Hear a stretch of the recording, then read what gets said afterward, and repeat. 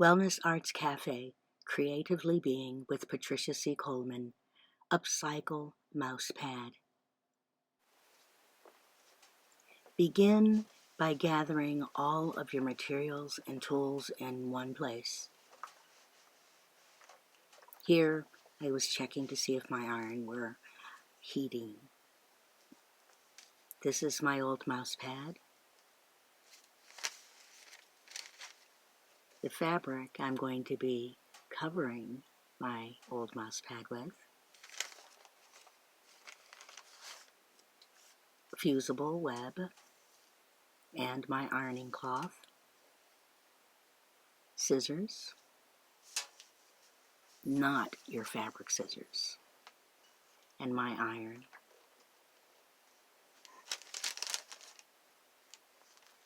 So I'm beginning by removing the old cover.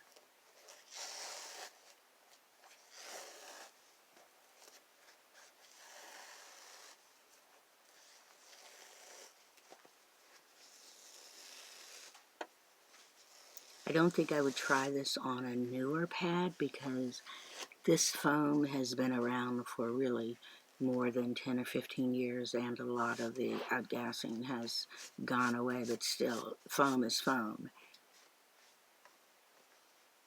Or rubber, or this is not rubber, this is some kind of a foam. So now I'm checking to see if I'm going to put the fusible on there, and I decide nope. And it would be a better decision to place my fabric on the fusible.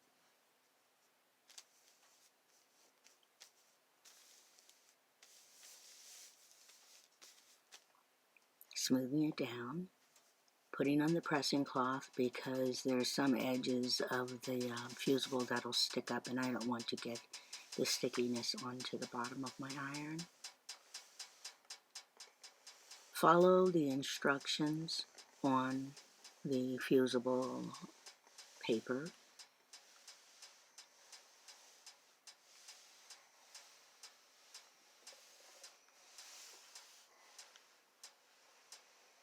You can see I'm being careful to cover most areas. Well, every area because I want it to stick evenly. I want to transfer the stickiness evenly to the back of my fabric. Now that I'm done, I'm removing my cloth, and you can see how there are areas that were a little bit tacky.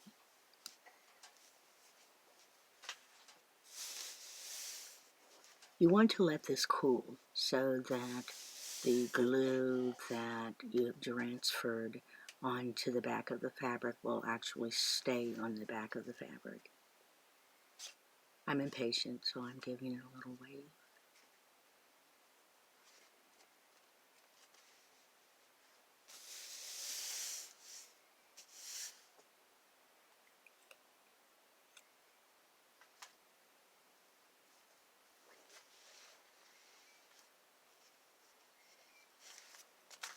I think it's cool enough now.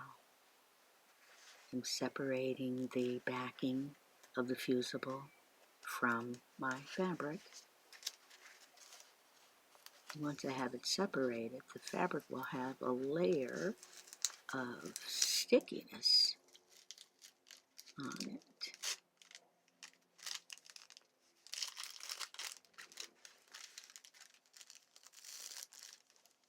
I'm doing this and holding the paper down and pulling out like this because I don't want to really stretch the fabric out.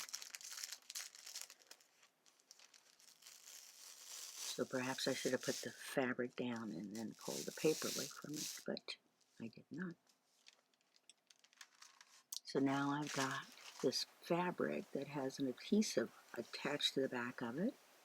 I lay it over the old mouse pad.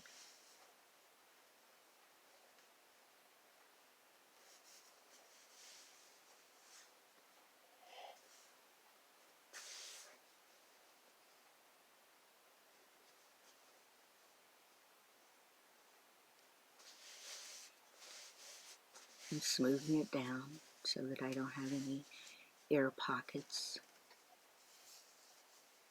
Putting down my ironing cloth again, my pressing cloth, and I'm attaching the fabric. You see, it's not yet attached. You saw how the fabric lifted. That means I've got to work with this and this. And I'm actually pressing down, and I'm using some steam, and I'm using steam here, as you can see, and that's all I'm going to say.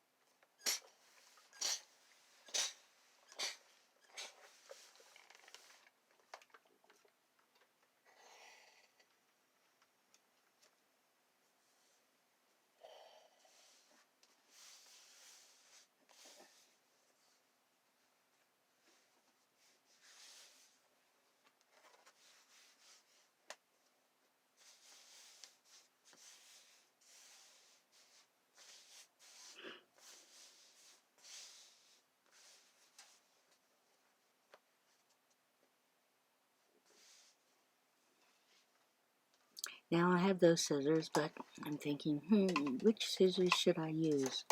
I have different types of scissors. I have some for leather and others for paper, and I think I'm going to use these that I well, I'm going to press a little bit more and think, and I'm going to end up using the scissors that I started out with.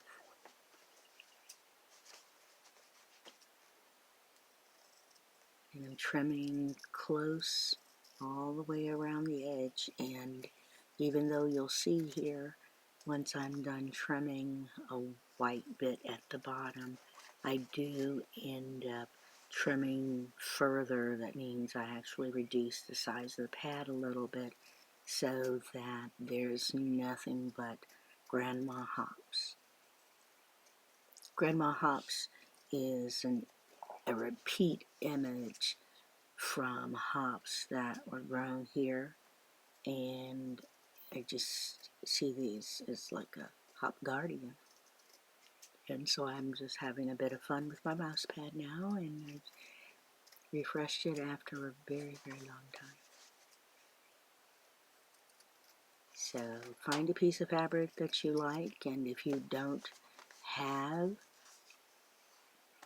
any fusible, then what you can consider doing is taking some white glue or one of the acrylics and putting numerous coats of that on and letting each coat dry before finally joining them together.